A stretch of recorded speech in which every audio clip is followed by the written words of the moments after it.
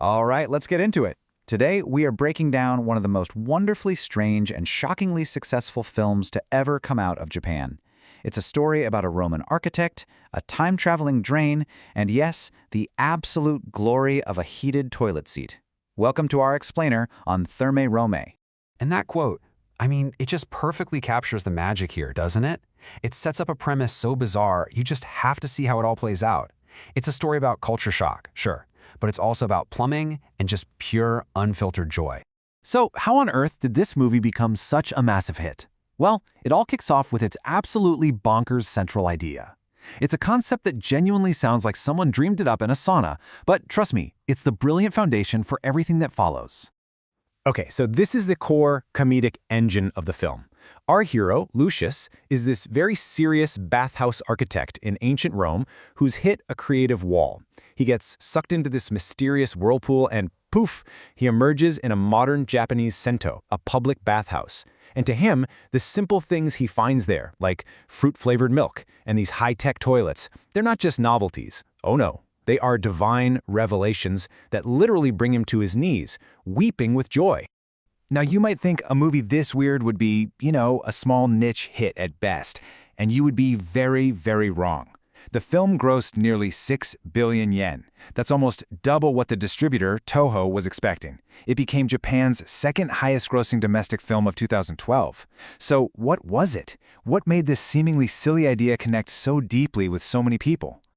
Well, the secret is that it started with an incredible foundation. See, the film is based on a wildly popular manga by Mari Yamazaki that won 2 of the most respected awards in Japanese comics. The source material was already beloved because it so cleverly used the bathhouse as this amazing setting to explore and celebrate 2 very different cultures. Okay, so you've got a brilliant concept, but a great idea can so easily fall flat, right? The real magic of Thermae Romae is all in the execution. The filmmakers made a truly genius choice. They decided to treat this absurd comedy with the deadpan seriousness of a historical epic. And it all hangs on the lead actor, Hiroshi Abe. Standing at 6'2" with these chiseled, classical features, he looks bizarrely perfect as a Roman. But his real genius was playing Lucius with absolute, unwavering conviction. He never winks at the camera. For Lucius, a simple shower hose is a miracle of modern engineering.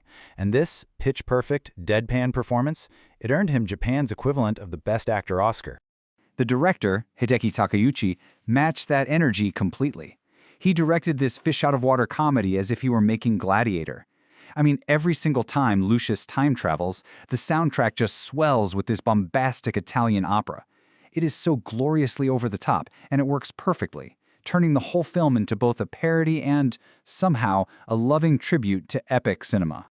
And this whole epic approach goes way beyond the acting and the music. It's baked into the film's entire visual design. So much of the comedy comes from just seeing this hilarious clash between 2 completely different worlds. And get this, they achieved this visual clash in the most authentic way possible. The production literally flew to Italy. They shot all the Roman scenes at the legendary Cinecittà Studios on sets that were actually left over from the HBO series Rome.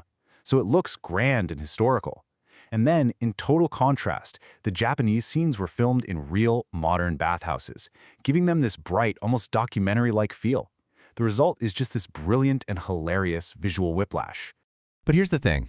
Underneath all the comedy, the film is actually tapping into something genuinely profound. It's exploring a shared cultural value that connects these 2 civilizations across 2,000 years of history. Back in ancient Rome, the Thermae, the public baths, they weren't just for getting clean. They were the social heart of the entire empire. They were truly democratic spaces where everyone, from senators to slaves, could gather, talk politics, do business. It was the center of Roman life.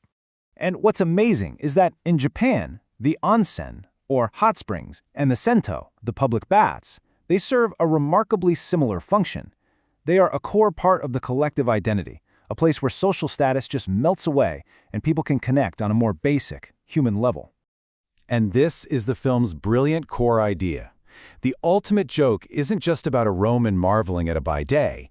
It's the genuinely mind-blowing realization that these 2 great cultures, separated by 2 millennia, independently reach the exact same conclusion, that civilization itself is built on the simple, powerful act of bathing together. Now, on a more modern note, the film also works as this incredible masterclass in cultural promotion, what people often call soft power. It's basically a feature-length, organic advertisement for Japan itself. And the film does this so cleverly. Lucius's tearful reverence for the Japanese toilet, it's the best advertisement a company like Toto could ever hope for. The stunning Mount Fuji murals showcase traditional art. Even the simple act of grabbing a cold drink from a vending machine after a hot bath is framed as this sacred, almost religious ritual.